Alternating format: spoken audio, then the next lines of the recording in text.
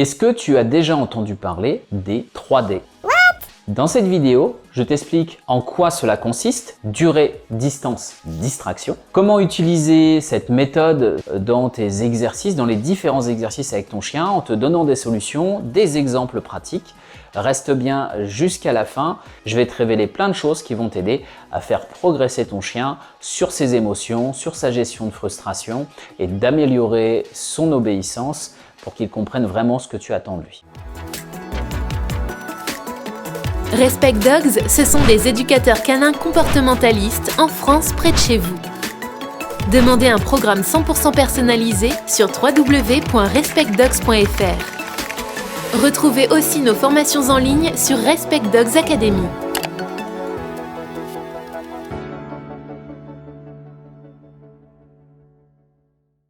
La méthode des 3D, c'est quoi? C'est tenir compte des 3 principaux éléments qui vont devoir être travaillés sur ton chien pour qu'il puisse progresser. Ce sont des éléments qui vont facilement le mettre à défaut, qui vont être des points de progression pour améliorer son obéissance, pour améliorer sa gestion des émotions, pour que au final le quotidien se passe le mieux possible avec lui. Avant d'aller plus loin dans la vidéo, on a fait 2 versions de celle-ci. Une version courte où vous avez déjà pas mal d'astuces, celle sur laquelle vous êtes, et une version longue pour faire progresser davantage vos chiens. Cette version longue est disponible uniquement à nos abonnés. Si tu veux faire partie de nos abonnés et donc bénéficier de plus d'astuces, il suffit d'aller cliquer sur le lien en commentaire et dans la description, de t'inscrire à notre newsletter. Tu vas recevoir en premier toute une série de vidéos sur les problèmes canins les plus fréquents et juste après, la vidéo longue sur les 3D. C'est une vidéo qui est normalement réservée à nos programmes payants. Donc n'hésite pas à t'abonner si tu veux bénéficier, profiter de tout ça gratuitement. On retourne sur la vidéo. On commence tout de suite avec le premier D, la durée.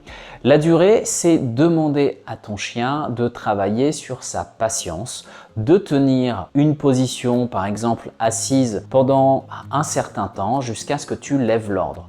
Comment travailler sur ça? Tu vas devoir apporter du positif sur le fait de rester en place et surtout pense à apprendre à ton chien qu'un ordre a un début et une fin. Pour qu'il y ait une durée, il faut que ton chien ait compris que tout a un début et une fin. Donc quand tu demandes à ton chien de s'asseoir, si tu ne lui fais pas prendre l'habitude que pour quitter cet ordre, il y a un mot de libération. Chez nous par exemple on utilise le mot va, ça peut être go, aller, peu importe. Comment veux-tu que ton chien travaille la tenue d'un exercice sur la durée? Tu veux lui dire de s'asseoir, il va se relever, tu veux lui dire de s'asseoir, il va le refaire, tu lui dis de s'asseoir, il le refait, mais au final, tu vas jamais sortir de ça.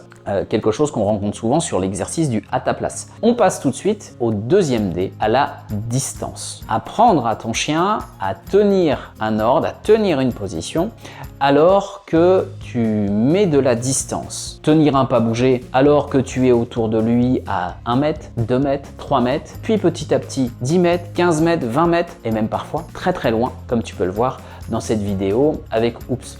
Alors cet exercice-là, il faut vraiment y aller progressivement. À vouloir aller trop vite, on perd du temps. Ça, c'est souvent quelque chose que je répète à mes clients. C'est vrai qu'on voudrait que le chien maîtrise rapidement un exercice comme un chien qui est plutôt expérimenté. Que ton chien aussi soit capable d'obéir à un changement de position alors que tu as pris de la distance va être un excellent exercice également. On passe maintenant au troisième D, à la distraction. C'est peut-être le point le plus difficile pour nos chiens, c'est la gestion des excitations, gestion de frustration alors qu'il y a un congénère, alors qu'il y a peut-être un vélo pour certains chiens qui font de la prédation. Donc on va leur demander de se gérer, de se maîtriser alors qu'il y a une distraction qui arrive. Comment travailler sur ça? Commence par les distractions les plus faibles. Trop souvent, on cible sur la problématique du chien. Mon chien démarre sur les voitures, mon chien démarre sur les vélos. Si tu veux entraîner ton chien à résister à sa pulsion de prédation dans ce contexte-là, alors que c'est super fort, est-ce qu'il est déjà capable de rester par exemple à sa place alors que tu prends un jouet, alors que tu lances son jouet? Est-ce qu'il est capable de rester au coucher, pas bouger, alors que, par exemple, quelqu'un se met accroupi à côté. Voilà des petites distractions qui sont peut-être déjà des grandes pour ton chien avant celle qui est vraiment la plus difficile. Entraîne-le de façon progressive sur ces distractions et tu vas y aller comme ça, étape par étape. Pense à récompenser ton chien sur chaque petite étape et tu vas voir qu'il va progresser très vite. Maintenant que tu as travaillé sur durée, distance, distraction, tu vas pouvoir faire un combo de ces trois-là.